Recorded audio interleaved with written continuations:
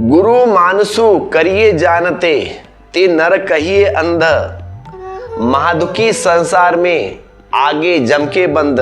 क्या कह रहे कबीरदास जी? कबीर कहते हैं जो गुरु को मनुष्य के भांति मानता है उसे अंधा जानना, क्योंकि गुरु को तो जब भगवान मानोगे, गुरु को जब भगवान की भांति जानोगे तभी जोड़ बनेगा।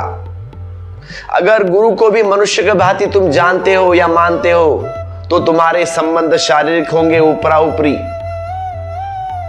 आदर भी दे सकते हो लेकिन आदर अकारण होगा, अतिक्रम नहीं। श्रद्धा नहीं होगी। श्रद्धा और आदर में यही फर्क है। आदमी का अर्थ अकारण है।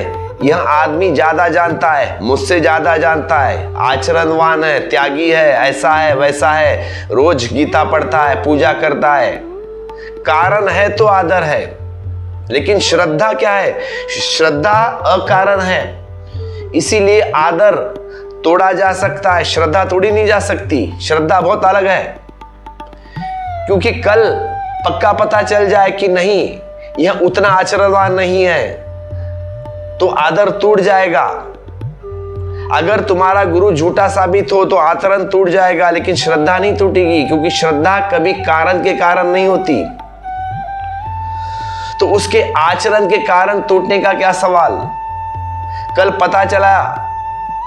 पता चल जाए कि आदमी इतना ज्ञानी नहीं है जितना हम सोचते थे, तो भी श्रद्धा नहीं टूटेगी, आदर टूट जाएगा।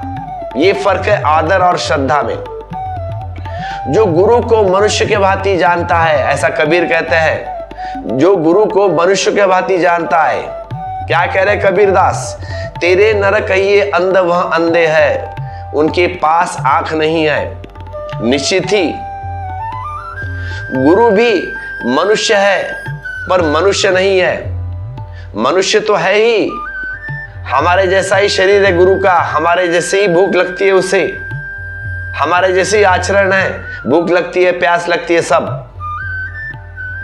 धूप आएगी तो उसे पसीना आएगा, मनुष्य के भांति। इन अंधे को समझाने के लिए बड़ी कहानियां गढ़नी पड़ती है हमारे जैसे लोगों को। अब जैनों की बात ले लो। जैन कहते हैं कि महावीर को पसीना नहीं आता। अब इन अंधों को, इन अंध भक्तों को कौन समझाए कि महावीर को पसीना नहीं आता? महावीर को पसीना आएगा ही, बुद्ध को भी पसीना आएगा, जीसस को भी पसीना आएगा।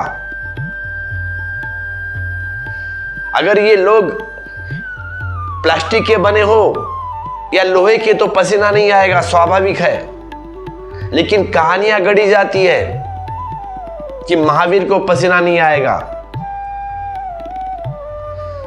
अगर नहीं आएगा तो वह मनुष्य है ही नहीं। फिर ऐसा कैसा हो सकता है? गुरु को भी बीमारी होती है, महावीर भी बीमारी की वजह से मरे हैं, बुद्ध भी जहर की वजह से मरे हैं। अगर मनुष्य नहीं होते तो फिर बात अलग थी। अगर परमात्मा होते, शरीर न होते, तो फिर जहर का असर नहीं होता बुद्ध के ऊपर। लेकिन शरीर ग्रहण किया है बुद्ध ने, महावीर ने, इसलिए मर गए हैं विष से। और महावीर भी लंबी बीमारी में जर्जर होकर मर गए हैं। तो असली श्रद्धा कभी होगी जब महावीर को पसीना भी निकलता हो, भूख भी लगती हो, महावीर बीमार भी पड़ते हो, फिर भी तुम उनमें परमात्मा को देख पाओगे, तब श्रद्धा पैदा होती है। शरीर तो घर है और शरीर तो वैसा ही है जैसा तुम्हारा है। नहीं तो महावीर मरे कैसे और पैदा कैसे होंगे? बुद्ध मरे कैसे और पैदा कैसे होंगे? शरीर तो ठीक तुम्हारे जैसा ही है, लेकिन तुमने अपने को शरीर ही मान रखा है और महावीर ने अपने को उसके ऊपर जान लिया।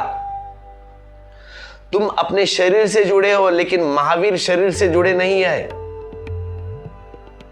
तुम अपने शरीर के साथ तादात्म्य में हो गए हो, लेकिन महावीर अतिक्रमण कर गए, वह शरीर में है लेकिन शरीर में नहीं है। ये फर्क है महावीर में और तुम में, ये फर्क है बुद्ध में और तुम में। मिट्टी का दिया है लेकिन ज्योति मिट्टी की नहीं है। तुम अगर दिए ही दिखाई पड़ते हो, अगर तुम्हें दिए ही दिखाई पड़ते हो तो तुम अंधे हो। तो कबीर कहते हैं ज्योति को देखना। कौन सी ज्योति को देखना? वह ज्योति निश्चित ही, उस ज्योति में कोई पसीना नहीं है महावीर के, उस ज्योति में कोई दुर्गंध नहीं है, इस ज्योति को भूख नहीं लगती, ना प्यास लगती है।